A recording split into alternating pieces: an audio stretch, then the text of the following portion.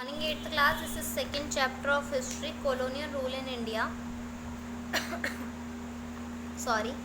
तो हम पढ़ेंगे कि कैसे इंडिया में कॉलोनियल रूल हुआ, यानी कि कैसे इंडिया एक उपनिवेश बना, कैसे बाहर के लोगों ने आकर इस पर राज किया।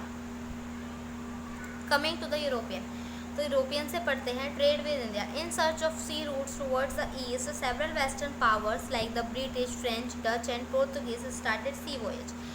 तो दूसरे लोगों से संबंध बनाने के लिए, ठीक है, सी रूट की तलाश में बहुत सारी कंट्री से लोगों ने सी वॉयज स्टार्ट किया, यानी कि समुद्र में घूमना। They naturally became rivals of each other in the struggle of power के स्ट्रगल में वो एक दूसरे के ओपोनेंट बन गए। Britain emerged victorious and transformed itself from a trading company to an imperialist nation that ruled over India over nearly 200 years. तो Britain सबसे ताकतवर निकला इसमें, और ट्रेडिंग कंपनी से शिफ्ट होकर उसने इंडिया के ऊपर राज किया 200 सालों तक। English East India Company was formed in 1600 with a charter from Queen Elizabeth I, granting the sole right to carry trade in India. तो उन्होंने एक चार्टर पास किया क्वीन एलिजाबेथ ने इंडिया में। उसके बाद से यहाँ पर ईस्ट इंडिया कंपनी बनी 1600 में।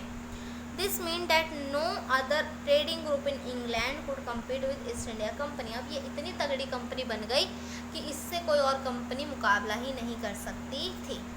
अब पढ़ते हैं Anglo French rivalry. Anglo French में क्या लड़ाई होती थी?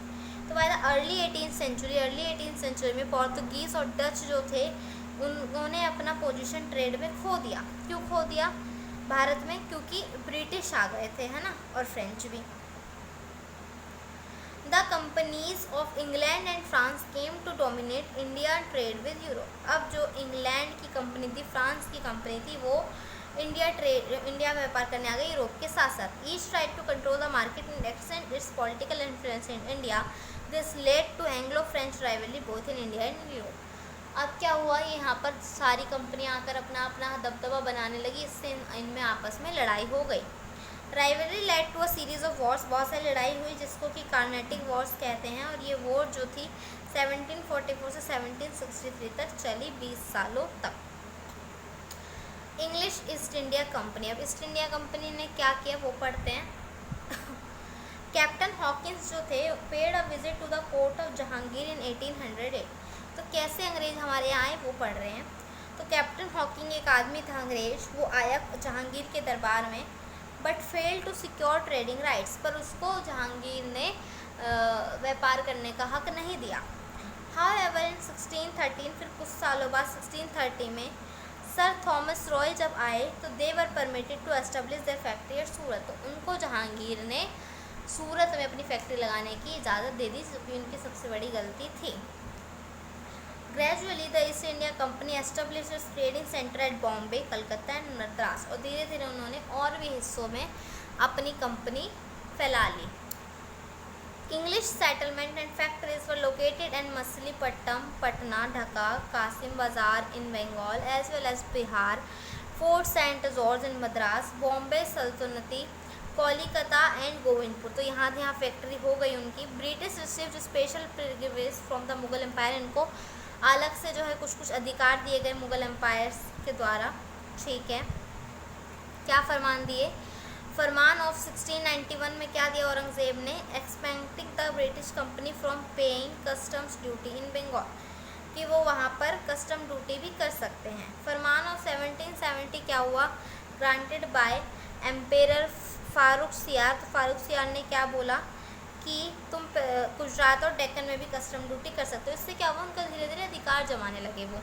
Acquisition of territories in India, the ever growing territorial ambitions of British, जो जैसे जैसे वो ब्रिटिश फैले जा रहे थे, let them to wage war against the Indian ruler. उन्होंने क्या करा, इंडियन रूलर के अगेंस्ट वॉर छेड़ दी। First of such conquest began with Bengal, Bengal से स्टार्ट हुए और धीरे धीरे मैसूर और मराठा में फैल गए। अब बंगाल को उन्होंने कैसे जीता वो पढ़ते हैं।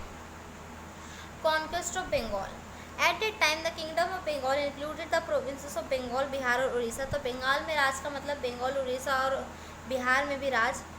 War and intrigue soon made the British master of India, लड़ाइयों के बाद ब्रिटिश मास्टर बन गए बंगाल के। Farmans granted to the English East India company however led to many revolts amongst the people as Bengal was losing huge amount of revenue. तो जो फरमान दिए गए थे राजाओं के द्वारा, उससे क्या हुआ, बहुत सारी लड़ाइयाँ, क्रांतियाँ हुई, क्योंकि बंगाल वालों ने क्रांति कर दी कि हम इनको कहना नहीं मानेंगे, और उन्होंने कर वगैरह देने से मना कर दिया। British were also misusing their rights by selling dastak a free pass which exempted the company from custom duties. ठीक है, तो इन्होंने भी एक दस्तक टाइप का फ्री पास बना लिया ब्रिटिशर्स ने, और लोगों को क्या करा, मिस यूज़ करा। सिराज उद दौला जो थे, उन्होंने इंग्लिश फैक्ट्री पर अटैक करा कासिम बाज़ार में जो उनकी फैक्ट्री थी, और फोर्ट विलियम को पर कब्जा कर लिया। British retaliate and captured Kolkata. British ने क्या करा, उसके जवाब में कोलकाता पर कब्जा कर लिया रॉबर्ट क्लीव के लीडरशिप में। क्लीव जो थे also accuse the nawab of Bengal of conspiring with the French against the British, और इन्होंने नवाब ऑफ बंगाल पे ये आरोप लगाया कि ये फ्रेंच के साथ मिलकर ब्रिटिश लोगों के खिलाफ कोई साजिश चल रहे हैं। अब पढ़ेंगे हम बैटल ऑफ प्लासी, प्लासी का युद्ध। After the death of Alivardi Khan in 1756 Siraj ud Daula became the nawab of Bengal. तो अलीवर्दी खान के बाद मरने के बाद सिराज उद दौला बंगाल के राजा थे। Company try to overthrow him with the help of his rival. तो कंपनी ने उन्हें उखाड़ फेंकने की कोशिश करी।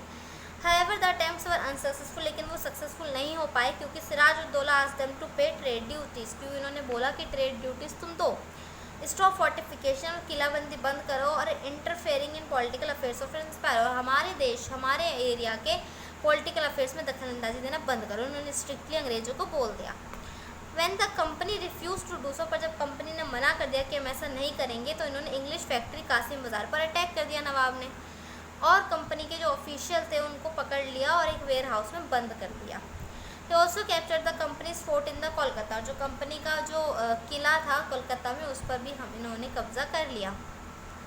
When the company official in Madras came to know about this, जब मद्रास के लोगों को उसके बारे में पता चला कंपनी के लोगों को, तो उन्होंने फोर्स को भेजा और रॉबर्ट क्लिफ के साथ इन 1756 में, और जो सिराज उद दौला की आर्मी थी इंग्लिश ईस्ट इंडिया कंपनी में, वो प्लासी की जगह है एक प्लासी, वहाँ पर जाकर के मिले, और one of the main reason of defeat of nawab, और उनको हरा दिया। और उनके हारने का क्या कारण था, forces led by Mir Zafar, क्योंकि मीर जफ़र वहाँ का चला रहे थे वो, और वो सिराज उद दौला के कमांडर थे। Did not fight the battle, उन्होंने बैटल लड़ी नहीं, वो ऐसे ही भाग गए।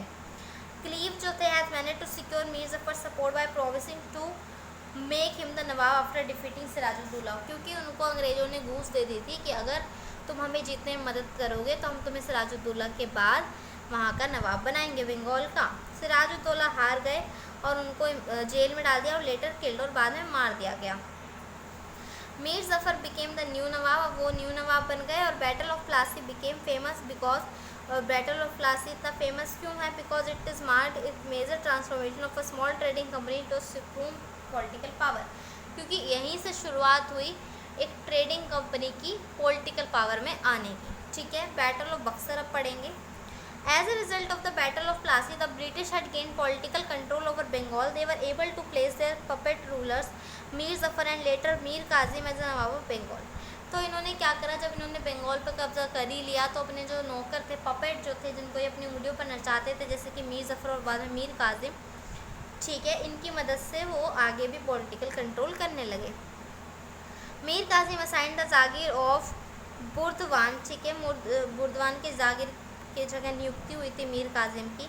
Midnapore and Chittagong to the company to give valuable present to its officer, ठीक है, अपने ऑफिसर्स को गिफ्ट देने की वजह से इनकी नियुक्ति हुई थी। However he prove to be a capable ruler, पर एक कैपेबल रूलर बने हुए। Attempt to improve the administration, जिन्होंने एडमिनिस्ट्रेशन को बढ़ाया, ठीक है, अपने रूल के स्टार्टिंग से ही। Soon grew tired of remaining puppet which anger the British, पर वो पपेट बन बन के थक गए थे, जिससे कि अंग्रेजों को गुस्सा आ गया।